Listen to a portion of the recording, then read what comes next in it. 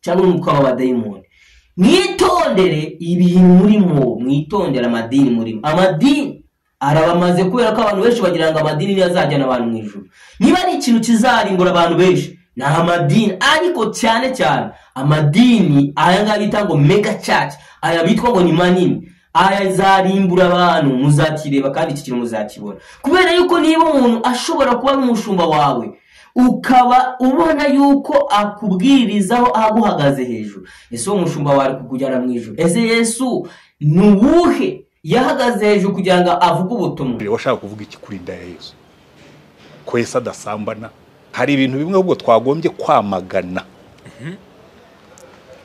Ntabwo wemereye gufata umuntu ngo umushyire hasi umukandagireho, kuko turajye w'u Rwanda utagire kubakandagira hejuru azakubaza baguhabwa uburenganzira. Oya, biriya bintu ntabwo ari byo, ntabwo ari byo. None se umwuka ntabwo ushobora kwemera ko ashobora kugukoresha muri bura buryo? Ninde uzigisha abakristo bacu bakajijuka bakava muri ubwo bujiji? Sinzi uko tuzabigenza, turabivuga tukabisubiramo, ariko abantu ntabwo bifata byose. Mu gihe cyo kureba umuntu ngo yirukanka amuveho, wakamwemerera akamwamburira ubusa imbere ye.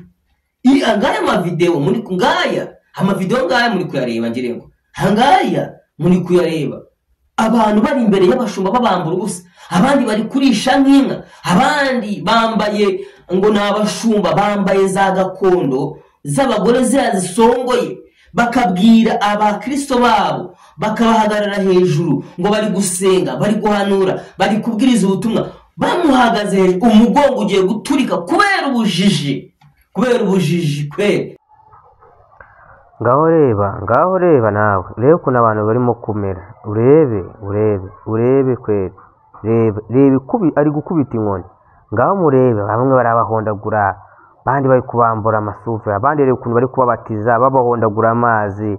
Reba abagore barimo hari babahondagura, reba uriya muvu babajyanyemo, iriya mibatizo mwayisomye bene data. Reba amasiporo mu nsengero, reba ukuntu uriya muntu amukurura.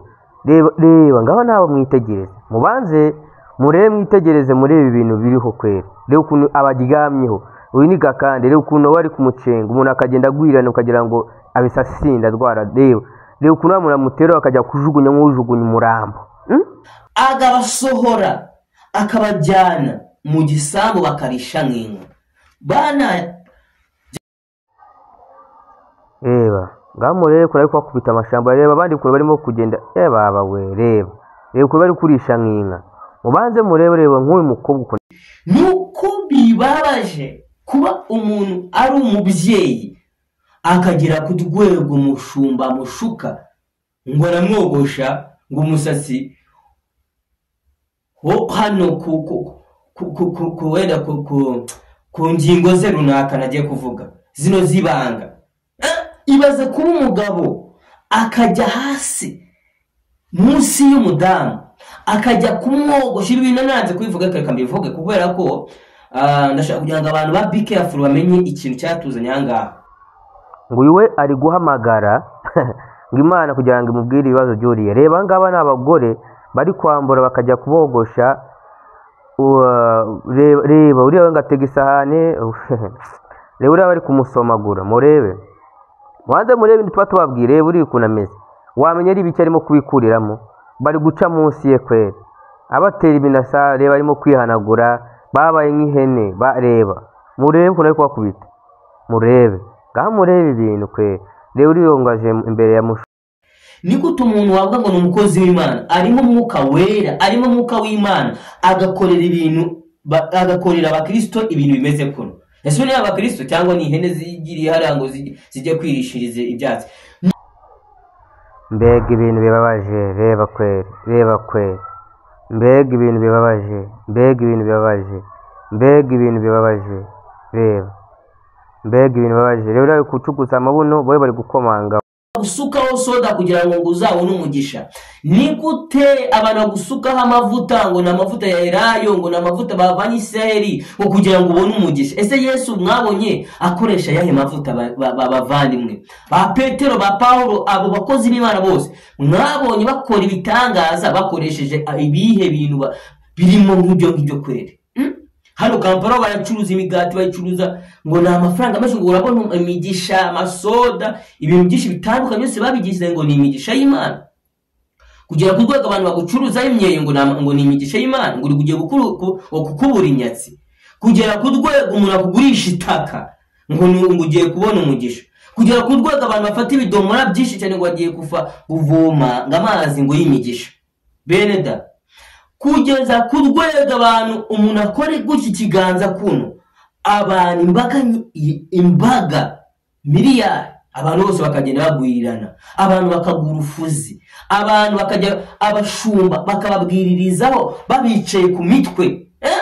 Abashumba banyu mwitwa ngo ni abashumba banyu ngo ni bahatati, bakababwiririza babajugunya mu ntebe nk'aho muri umwanda. Ese uwo mwuka wera akora kutyo? Ubwoko bwanjye burimbutse buzize kutamenya ubujiji. Reba binayi kubamenaho. Reba ureko no kusoma umugore ari umugabo ngo n'umushumba we. Reba ureko namukurura imisatsi nk'ukurura ihene.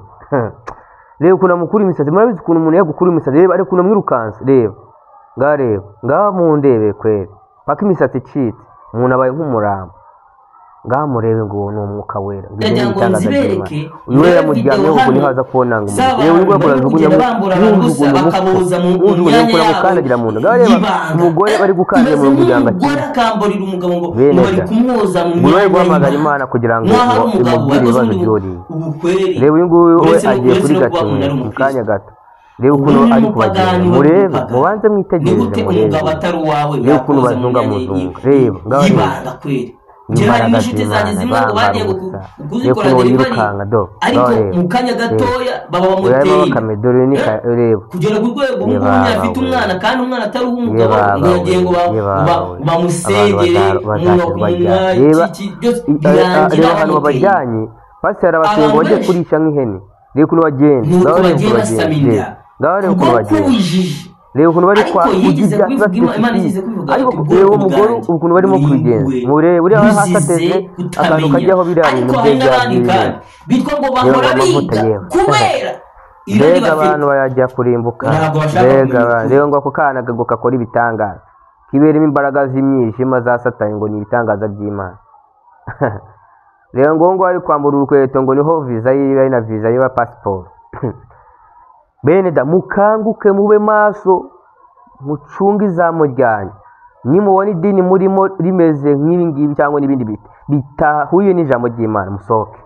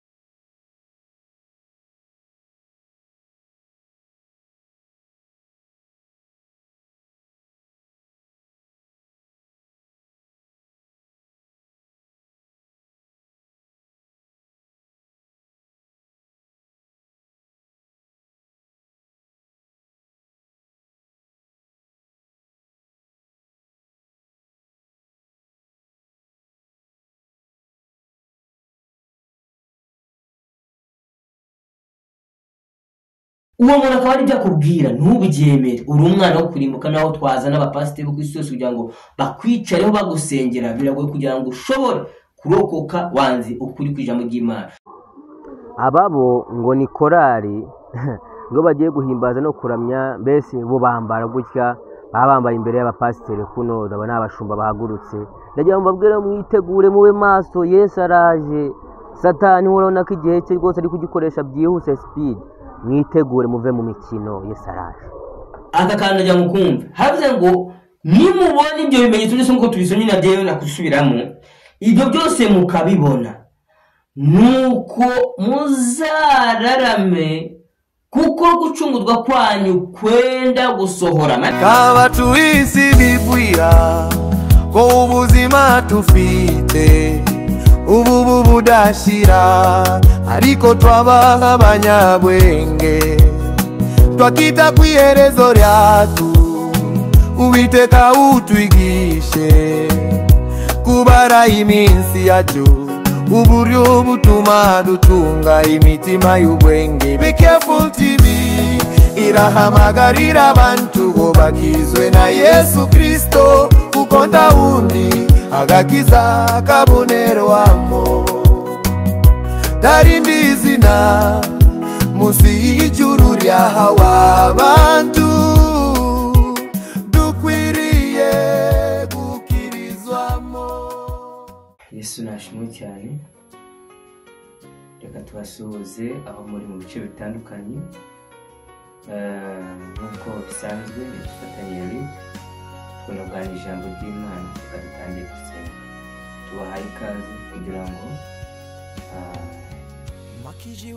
kumve icyo Imana ivugana natwe mu musaruro. Mana mu izina rya Yesu Kristo twishyiwe bugufi nawe kugira ngo turagushimiye ko wemeye ko umwami wongera kongera tukaboneka imbere ya kamera. Ni iby'igiciro kinini, si ku bwacu ni ku bwawe ntacyo twakwishora, ariko wowe mwami uremeye yuko tuboneka kugira ngo tugire icyo tutambutsa ku byo udushyize mu mutima wawe. Turakwinjiza kugira ngo ubanze tweze udutunganye bya byacu ukora byose n'izina rya Yesu. Aho twakoze ibyaha tutabizi, aho twakoze tugira ngo ni imikino, ibi byose tweze dutunganye, uduhindure igikoresho cyawe kizima. Haleluya. Maze tuvuge tuvugishwe nawe, duhinduke mikoro wivugire, duhinduke itiyo mwami icamo ibyawe kugira ngo abantu bose bahazwe nawe mu izina rya Yesu Kristo. Amaraso ya Yesu Kristo atugote, bwiza bw'Imana bumanuke, umwuka wera tuyobore kugira ngo ibyo tuvuga naba ari ibyacu mwami, nitugabanye nitunongere kubyo duhaye kandi kubyo washatse kugira ngo abantu bamenye. Mwami wongere gukangura itorero ryawe aho riri, wongere gukangura abantu bawe mwami mu izina rya Yesu Kristo, kuko igihe turimo ni igihe tubona ku mwijima ucuze cyane kandi wicura burindi. Turaseze kugira ngo abantu bumve iki kiganiro, bibatere gukanguka, bibatere kuba maso, bibatere gusoma ijambo ryawe, bibatere gusenga, bibatere kwiriza ubusa, bibatere kukubaha mwami kugira ngo izina ryawe rikomeze gushimwa no gushyirwa hejuru. Urakoze papa mwiza, ngaho ngwino udushyigikire kandi ubane natwe, ubane n'abandi bose bagiye kumva mu izina rya Yesu Kristo. Twe duheje n'imbaraga za Satani, imbaraga z'umwijima, imbaraga z'abadayimoni, toka katika jina na Yesu. Turahitse ubwiza bw'Imana, ubwami bwawe ngo buze mwami, tuvuge turi kumwe nawe kandi ubwoko bwawe buhembuke. Icyubahiro gikomeze kuba cyawe, abarwayi bakira, abarwaye imitima bakira, abarwaye amakanseri bakira, abarwaye amasida bakira, abarwaye abadayimoni bagenda mwami Yesu Kristo. Reka uburwayi bwose ku muntu uzakumva iki kiganiro aze guhembukira muri iki kiganiro, azatanga ubuhamya avuga yuko hari Imana yakoze kandi Imana yamugiriye neza. Icyubahiro gikomeze kuba cyawe none n'iteka ryose mu izina rya Yesu Kristo twizeye, amen. Nk'uko rero bisanzwe tujya tuganira ijambo ry'Imana, ariko mfite agahinda gakomeye cyane, maze iminsi ndwaye, niyo mpamvu mubona nambaye zino darubindi cyangwa gago, ntibize kubacumuza kuri bamwe, baraza kumbabara kugira ngo numvise natabyihanganira, kuko hari igihe umuntu aba yumvamo ibintu mu mutima we ko ukumva ikiri kumusunika kukirusha imbaraga biranga. Nakagombye kubanza kurindira ijisho ryanjye rigakira neza, kuko Satani yararwanya cyane. Hari ikintu cyaguye muri iri jisho bituma rigira ikibazo. Impamvu bivuze ni kugira ngo umuntu wese uza kubyumva cyangwa kubireba kuno ataza gucumurwa nabyo. Ubwo rero ndi kwivuza kandi Imana ikugera ikora imirimo itangaza. Nari mvuze ngo rero ntabwo narindira igihe nzacira ijisho neza. Twaravuze ngo no mu mazi tuzayikorera, no mu gihe cy'imvura no mu gihe cy'ibyago tuzayikorera. Ntabwo twebwe twahamagariwe gukorera Imana mu gihe cy'umudendezo, kuko n'igihe tugezemo ni igihe intwarane arizo zikwiye gukora, intwari zo zarananiwe. Kubera iki? Nuko tugeze mu gihe cy'umwijima w'icuraburindi, bisaba kuba uri maso, bisaba guca bugufi, bisaba gusenga, bisaba imbaraga z'Imana, kandi bisaba nayo gutega amatwi ukumva icyo Imana ikubwira, akaba ari cyo ukora, ukagenda nk'uko Imana ishaka, ukayoborwa n'umwuka w'Imana. Mu gihe tugezemo ni igihe gitari cyo kuyoborwa na kamere y'abana b'abantu, ubwo ni igihe cyo kuyoborwa n'umwuka wera, umwuka w'Imana. Kuko utayobowe n'umwuka w'Imana mu bihe tugezemo urarangiye, urashize. Mpamvu mvuze ngo ndababaye cyane, ni igihe tugezemo abantu kugera ku rwego badashaka kumva ukuri, ahubwo bakirirwa birukanka inyuma y'abahanuzi b'abanyabinyoma, birukanka inyuma y'amadini atandukanye y'abanyabinyoma, aho gushaka nk'iki gitabo ukuri ngo babone gukora icyo uko kuri kuvuga. Bene data ndagira ngo ibintu mubyumve neza. Birababaje kuba abakozi b'Imana barahereye kuva kera babwira abantu nyaboneka murebe ibinini, ariko kugeza n'uyu munsi abantu baranangiye amatwi, barashyizemo ibiti mu matwi kugera aho abantu badashaka kumva ukuri. Uko Pawulo abageze ati ngo mwabaye ibihuri, kandi ngo igihe cyari kigeze cyo kugenda nabo muba bigisha. Ariko uyu munsi wa none ngo mukwiriye kongera kwigishwa inyigisho shingiro, za nyigisho zo zazina abantu biga bagiye kubatizwa. Abantu benshi bamaze imyaka myinshi mu madini, nijo nyigisho bamwe na bamwe bakwiye kwigishwa. Bitewe n'iki? Bitewe n'ibintu turi kubona bikomeye cyane.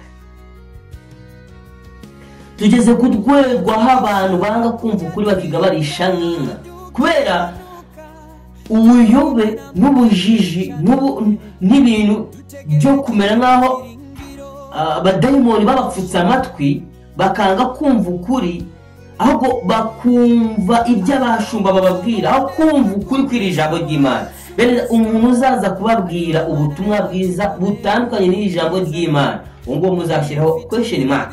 Ariko umuntu uzaza agasoma ubutumwa bwiza nk'uko bwanditswe muri iki gitabo, akavuga ngo nyaboneka rero turasaba kugira ngo tubikore tubigendereho, uwo muntu akaba ari byo akubwira ntubyemere, uri umwana wo kurimbuka. Naho twaza n'abapasiteri ku isi yose kugira ngo bakwicareho bagusengera, biragoye kugira ngo ushobore kurokoka wanze ukuri kw'ijambo ry'Imana. Kuko ijambo ry'Imana niryo kuri, ijambo ry'Imana niryo ritwigisha, ijambo ry'Imana niryo riduhugura, ijambo ry'Imana niryo ritweza, ijambo ry'Imana niryo riduha kuba mbese tukaba abantu bafite kwizera guhambaye. Iki kintu ndaza kukigarukaho, turebe ubundi kwizera kuva hehe. Ese kwizera n'ubwo ati ndizeye gusa, kwizera gushobora gutuma urenga iby'isi ugatekereza ibiri hejuru, ugafata umutwe wawe ukawucurukura mu by'isi nyine wijanditsemo, ugatumbira ibyo hejuru, ukareba ahandi hantu biva hehe. Uko kwizera kuva hehe? Abantu narimo mvuga ngo bageze kuri rwa rwego rwo kwigishwa inyigisho shingiro, zazini zigisha abantu cyangwa zigishwa abantu bari kubatizwa cyangwa bagiye kubatizwa, bitewe n'ibyo turi kubona umunsi wa none biteye ubwoba. Abigisha babaye benshi, ariko abigishwa bahejeje hagati. Ariko harimo n'abantu bigize ngo barabigishije, bigishijwe bakamera nk'abagore tubona muri Timoteyo, banga kwiga ngo bamenye ukuri, bakinagira amatwi yabo ngo bitewe n'irari bafite mu mitima yabo, bitewe n'ibyo bashaka gukora. Tugeze ku rwego ndabereka amavideo akomeye. Ibi bintu mpamvu ugiye kubizana mubanze mu mbabarire gakeya, nuko icyambere kayito yacu ya BK Africa TV ni ukugira ngo abantu bitondere ibyo bari kureba n'ibyo bari kumva n'ibyo barimo n'ibyo bijanditsemo n'ibyo bibwira, kuko igihe tugezemo ntabwo ari igihe cyo kukubita ngo ugende wijandike ugende ngo kuko ngo umupasiteri uri gusengeraho ngo ari so wanyu ngo ari mwene wanyu ngo muziranye ngo ni dadi abandi babita ngo wa papa. No, ni gute umuntu aba afite igitabo cya Bibiliya? Ni gute umuntu aba afite telefone akigahirukanga ku YouTube yumva ubutumwa bwiza? Ni gute umuntu aba azi yuko hari ubutumwa buhora buvuga ukuri ku ijambo ry'Imana, basoma bamwereka ngo dore nyaboneka abahanuzi binjiye rwihereranwa barasesera nk'uko Yuda yabyanditse, baje barimo gukora ibintu by'ibinyoma kandi bakabona ko ari ibitangaza by'Imana kandi ari ibitangaza bya Satani? Ni gute umuntu wavuga ngo ni umukozi w'Imana, arimo umwuka wera, arimo umwuka w'Imana, agakorera ibintu, agakorera abakristo ibintu bimeze kure? Ese ni abakristo cyangwa ni ihene zigiriye hariya ngo zijye kwirishiriza ibyatsi? Ni gute umuntu yitwa ngo ni umupasiteri agafata abakristo be, reka bayita abakristo kuko yenda niko babita, agabasohora akabajyana mu gisambu bakarisha nk'inka? Bana Jesizi kongera nanabyumva kuko ibyo bakora biteye n'isoni kubivuga, ariko Pawulo yabyandikiye Abefeso ibice 5 ngibyo bakora rwihereranwa, biteye isoni no kubivuga, biragoye cyane byango bivuga. Bitewe n'iki? Nuko bibabaje kuba umuntu ari umubyeyi akagira ku rwego mushumba mushuka ngo aramwogosha ngo umusatsi hano wenda ku ngingo ze runaka nagiye kuvuga zino zibanga. Ibaze kuba umugabo akajya hasi munsi y'umudamu akajya kumwogosha ibintu nanze kubivuga, reka mbivuge kubera ko ndashaka kugira ngo abantu ba be careful bamenye ikintu cyatuzanye ahangaha. Ntabwo ikintu cyatuzanye nka be careful ari ikintu cyo kwiga basezeranya ibitangaza byo kurya no kunywa. No, Bibiliya tugamurwa mu gutegeko kwa 2 ibice 28 umurongo wa 3 yuko imigisha Imana izayiragira cyangwa izayiyobora, izayibwira ati we genda kwa Eric uyu munsi wa none bakeneye umugisha ungana kunuko ukaza. Aho ni isezerano rya kera. Mu isezerano rishya avuga ngo nimuntu ajya gusaba muzasaba iby'uyu munsi wa none, ariko kubera inda y'abantu, kubera irari, kubera kumva bafite inyota y'ibyisi ntibashobora gusaba iby'umunsi umwe, no, basaba iby'imyaka myinshi cyane. Kandi ikindi Yesu avuga ngo mwebwe mushaka ubwami bw'Imana no gukiranuka, ibindi ni inyongezo. Ariko kubera inda, kubera ko abantu bazi ko ahari bazamara imyaka miliyari bari mu iyi si ya none, bakomeza kwijandika no gushakisha ubutunzi aho gushakisha ubwami bw'Imana, ubundi ibindi ngo bibongerere. Narimo mvuga ngo ibaze kuba umugore muzima usome Bibiliya cyangwa wamenye ino Bibiliya cyangwa waba uzi ko hariho igitabo cy'Imana, azi ko Bibiliya ivuga ko hari abahanuzi bazaza babenye inyuma, azi ko mwuka wera akwereka umuntu muzima n'umuntu utari umuzima, akaba yakwemerera umuntu w'umushumba we nagiye kumwogosha mu gihe cyo kureba uwo muntu ngo yirukanka muveho wakamwemerera akamwamburira ubusa imbere ye. Angaya amavideo muri ngaya amavideo ngaya muri kuyareba ngirengo hangaya muri kuyareba abantu bari imbere y'abashumba babambura ubusa, abandi bari kurisha nk'inka, abandi bambaye ngo nabashumba bambaye za gakondo z'abagore zisongoye, bakabwira abakristo babo bakabahagarara hejuru ngo bari gusenga, bari guhanura, bari kubwiriza ubutumwa, bamuhagaze hejuru, umugongo ugiye guturika kubera ubujiji, kubera gutumva ijambo ry'Imana, kubera gutumva ijambo ry'Imana. Ibi bintu mpamvu bivuze ni umubabaro ukomeye cyane, kuko hari ijambo Pawulo yigeze kwandikira Abaroma ibice 10 aravuga ngo icyo nifuriza Abisiraheli nukugira ngo bakizwe bamenye ukuri, ngo kuko bafite ishyaka, ngo ariko iryo shyaka ntabwo riva ku Mana ahubwo riva biva mu bese mu mihango yabo y'abasogokuruza babo babasigiye abadayimoni y'abapagani.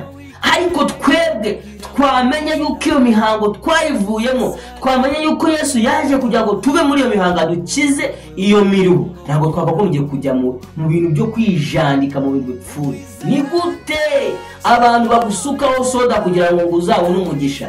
Ni gute abantu bagusukaho amavuta ngo ni amavuta ya Elayo, ngo ni amavuta bavanye Isiraheli ngo kugira ngo ubone umugisha? Ese Yesu mwabonye akoresha yahe mavuta bavandimwe?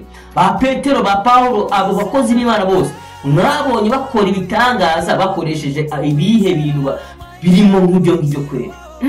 Hano Kampala baracuruza imigati, bayicuruza ngo ni amafaranga menshi, ngo urabona imigisha, amasoda, ibintu byinshi bitandukanye byose babigize ngo ni imigisha y'Imana. Kugira ku rwego abantu bagucuruza imyeyo ngo ni imigisha y'Imana, ngo uri kugiye kukubura inyatsi.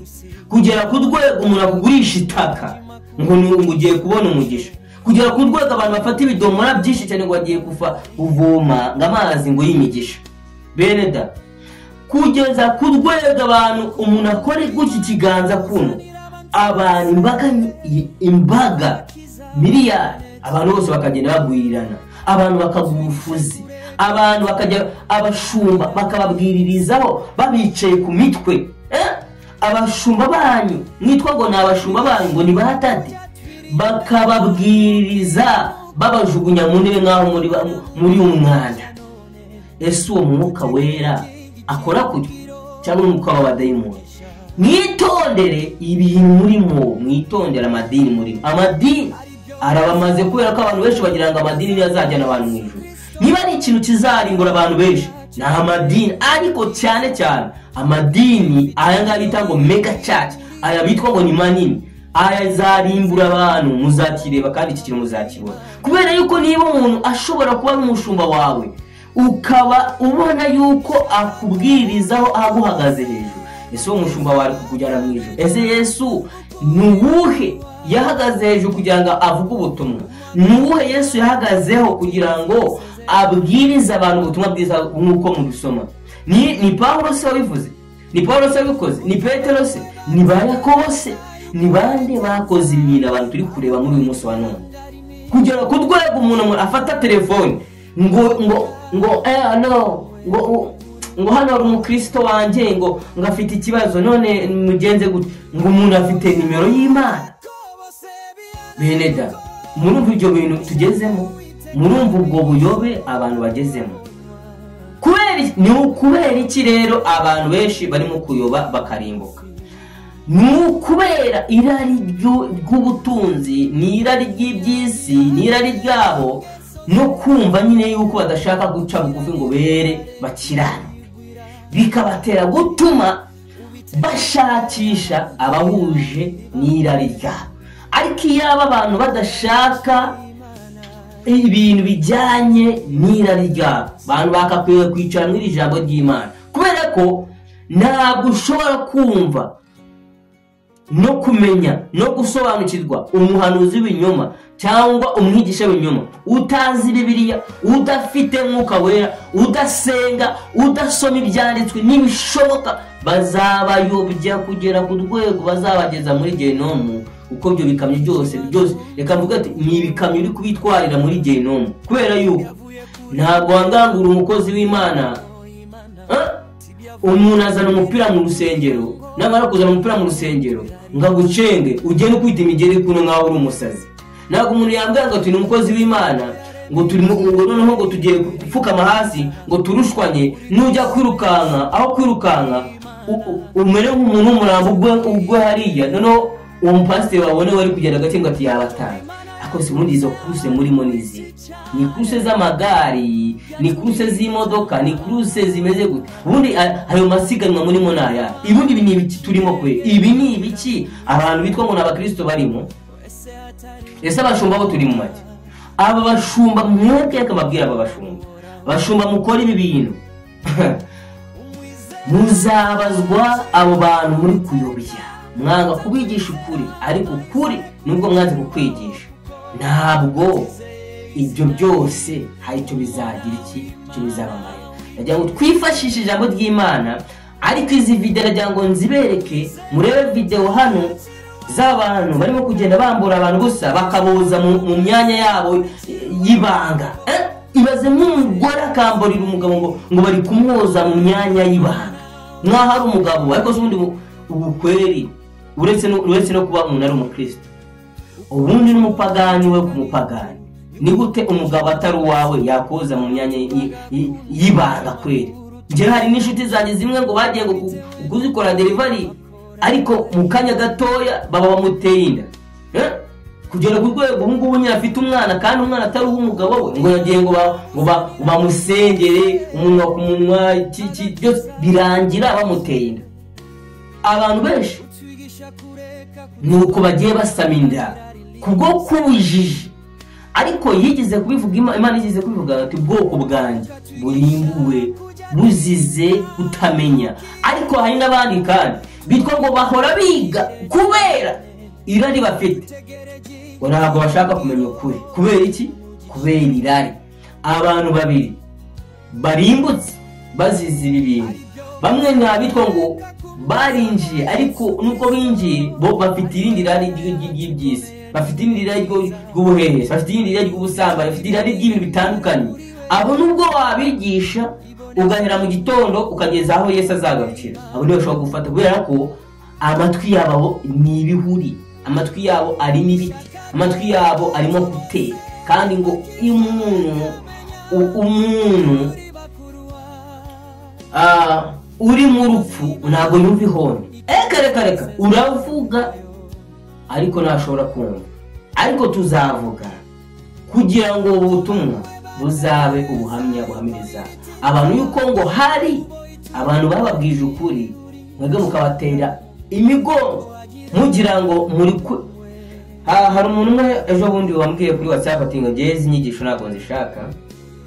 Kandi ukareba nk'abantu hafi kavuga ati ubu ni umuntu ukareba abantu benshi bati ngamena imbaraga z'Imana akomeze gose mwege mati ugasanga bamwe barashima ariko ugatangazwa n'umuntu ngo yitwa ngo ari mu idini ni umukozi w'Imana ngo ni umuhanuzi ati mbene izi nyigisho nzishaka. Ese nize nyigisha shaka niba umuntu asoma Bibiliya akayikubwirizaho akakubwira ijambo ry'Imana cyo rivuga ukabati iyi nyigisho yose nyishaka. Ese ubundi wowe ni gute urobanura ijambo ry'Imana? Ese uyu muntu turamufata gute? Na waba umusirikare ngo ajye mu by'uburyo cyangwa yishire mu by'ubugingo abakinejeje wamuhamagaye kubera yuko nagwanga ngo uri umukristo maze wijandike mu bijyanye n'ibyo cyangwa umenye umupagani uvuge ngo turacyanezeza Imana. Kuko umuntu unezeza Imana ahora yifuza iby'Imana ishaka, ahora yumva ijwi ry'Imana, ahora yumva yifuza wavuga ukuri kugira ngo ukuri kumubature. Niko Yesu yavuze muri Yohana 8 bati nibamenye uko kuri mukakumenya kuzaba batura. So rero bene data ibi bintu uragira ngo mubanze mu mbabarire kubangiye kubivuga cyangwa mbivuze. Izi nyigisho zirakabije kugera ku rwego abantu bagezeho bafata ibyo bintu. Murebe izo video mu mbabarire muzirebe, murebe ukuntu abantu bari kugwirirana, murebe ukuntu abantu barimo kugenda bakubitwa inkoni. Reba nk'igotorero ngo abakristo kubakora deliverance ngo no kubakubita inkoni. Rero leta nkabo yabahana ngati Imana ngati ngo nayo gose ngo hoya none se leta kubahana abo ngo gose kubahana leta bafatire imyanzuro amarip afatire imyanzuro abantu nkabo ngo bameze gutyo. Kuko nako nambira ngo umuntu yaje gushaka Imana ngo kubera ko hari ibintu bitaragenda neza ngo mumufate mu mukubite ngo rero ngo muri kumukora delivery. Abandi gatino no kugira ngo umere neza nuko kubita hasi. Abandi ngati nuko tubwiriza tubahagaze ibazira nkweto y'abakobwa cyangwa y'abadamu iri fite akantu gasongo inyuma bayita nshinga. Umuntu ayihagarare ku muntu ufite mubiri nk'uwe ku mugongo ari kubwiriza ubutumwa ngari guhanura mumbwira ibintu ari kubwiriza. Ese ubwo reka mbwira wowe uri kubireba urumva ari ubutumwa bwiza? Nese wowe uri kunyumva ahubwo urumva ubu butumwa wowe ari ubutumwa bwiza bwo kubwiriza umuntu umuhagaze hejuru? Nta kindi kibitera rero no kubera abantu bafite irari ibintu bitandukanye. Nta kindi gishobora kuba kibitera uretse irari ry'iby'isi, uretse irari ry'ibyaha, cyo kugira ngo binezeze aho kunezeza Imana. Mwanga tugiriye neza cyane. Ariko ndagira ngo mbwire abakristo aho bari hose, turakwiriye kuhaguruka tukatwara ubutumwa bw'ukuri, tugatwara ubutumwa bwiza.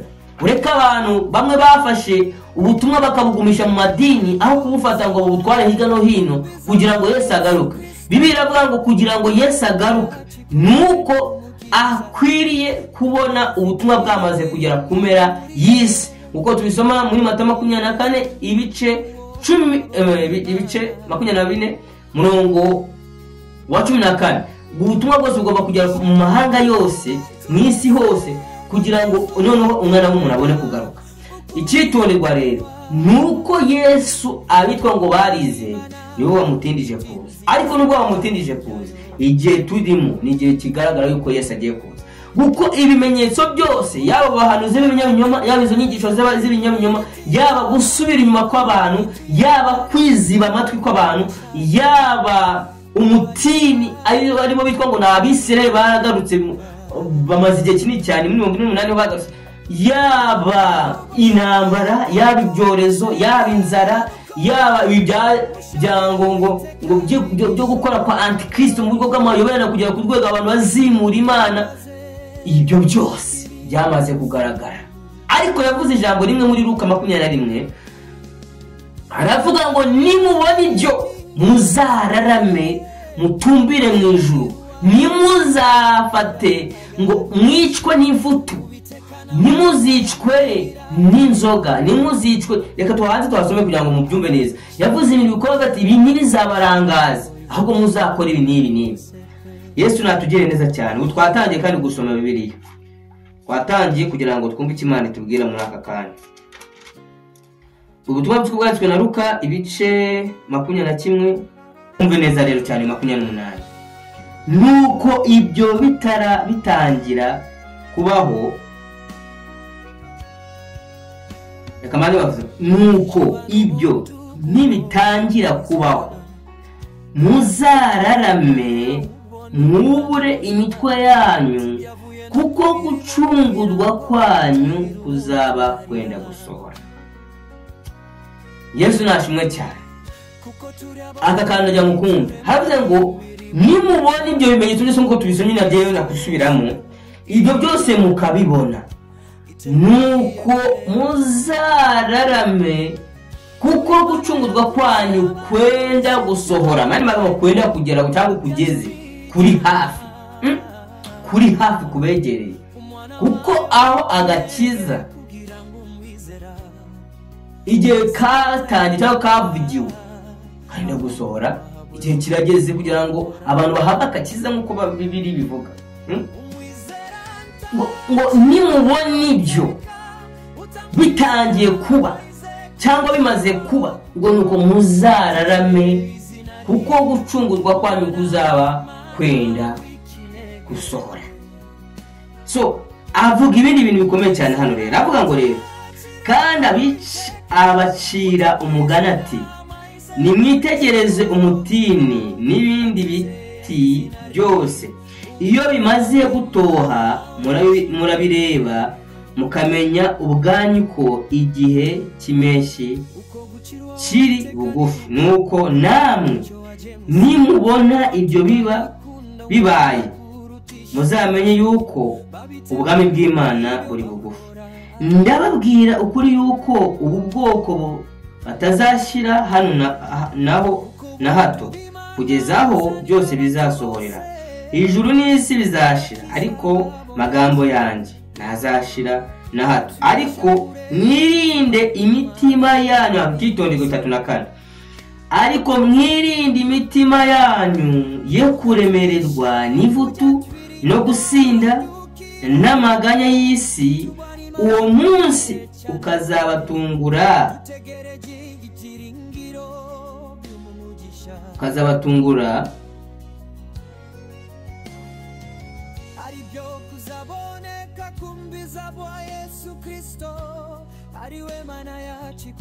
reka mwasubiremo neza, kuko uzatungura ukazabatungura ngo kuko uzatungura abantu bose bari mu isi yose umeze nk'umutego. Nuko rero mujye muba maso musenge iminsi yose kugira ngo mubone kurokoka ibyo byose byenda kubaho no guhagarara imbere y'umwana w'umuntu. Imana ishimwe cyane. Dusomye amagambo menshi, ariko muri aya magambo menshi ibintu nayengenderemo ni ibintu nka bibiri, aho Yesu avuze ngo ibyo bimenyetso nimumara kwibona abo bahanuzi banyamyama bamaze kuza, izo ntambara, izo ngorane zose, ku kurenganwa, ubwo guhura n'ibigeragezo bitandukanye, iwo mutini watoshye, ibyo byose nk'uko tubisomye nagiye kubisubiramo. Bibiliya yavuze ngo nta kindi dukwiriye gukora ni ukurarama tukareba umwami wacu, tugatumbira ijuru, kurarama tugasoma ijambo ry'Imana, tugasenga, tukabaza inzira y'Imana ibihe tugezemo, kuko tutabaye maso byarangira dusigaye. Kuko kuri 23 avuze ngo ariko mwirinde imitima yanyu yo kuremererwa n'ivutu no gusinda n'amaganya y'isi, uwo munsi ukazabatungura, kuko uzatungura abantu bose bari mu isi yose umeze nk'umutego iminsi yose kugira ngo mubone. None uko rero ngo musenge, mube maso, cyambere mube maso, icya kabiri musenge iminsi yose kugira ngo mubone kurokoka ibyo byose byenda kuba. Nta kindi gishobora gutuma uba maso uretse kuba maso. Cyambere ntushobora kuba maso udafite amaso. Jambo bw'icyo kibayeho gikomeye nuko ikiganiro cyageze hagati kigacikamo, hari ibintu byinshi nababwiye ariko ntabwo umunsi wa none bigishobotse ko biboneka, kubera yuko Satani yarwanye ko nimaze kumena amabanga menshi. Cyageze ku minota 30 ko njye nankoze isaha irenga, ko nabyumvaga ngo ati hayi ndataye, ubwo nyigabanyemo ariko yewe nari nkoze isaha irenga, ariko sanze cyageze ku 30 kiracika. Kandi suko kapasite yarangiye, umwanya uriho cyane muri cyane nuko nanamara, ariko sanze kiganiro cyacu navuze ibintu byinshi bitandukanye, ndasenga, natuza abantu, maze kubatuza ndasenga, sengera ibintu bitandukanye bene da. Kandi ubu mureba nijoro muri saa 8, ibaze rero guhera nka saa 6 ndi kwibina ariko nkabageze saa 8. Urumva iki kintu ukuntu Satani aba yazirwanyije. So rero ndagira ngo babwire iki kintu gikomeye cyane, nuko kugira ngo tuve mu mbaraga turimo za Satani, cyangwa turi kubona, reka mvuga ngo kugira ngo tuve cyangwa tuneshe zino mbaraga za Satani ziri gukora zikorera mu bantu mu buryo bugaragara, nuko dukwiriye kwizera gushingiye kwitagaragara. Abakera bari bafite kwizera gushingiye kwitagaragara. Iyo turebye icyitegererezo cy'abizera, dusanga abakera baragize kwizera gutandukanye n'uko turi kubona muri iyi minsi ya none. Kuko abantu muri iyi minsi ya none bari kwizerera mu migati n'ibindi bitandukanye, ariko kubera ko bigenze kune, reka ndangiriza aha ngaha, nzagaruka mbereka uburyo dukwiye gushobora kuva mu buhenebere. Nta kindi dukwiriye gukora uretse kugira ikintu nzababwira mu ngaruka. Reka ntabwo ushaka kongera gutinda kuko burije cyane, kajye kuruhuka, ikiganiro nakagaruka. Bene data, Satani ararwana cyane, ariko mujye muhora musenge abakozi be. Sawa, shalom shalom. Ubutumwa bwiza butugeraho buri munsi, be careful TV tubugezwaho na mwene data, dufatanye rigaramuka, ati mwumvire ijambo ry'Imana.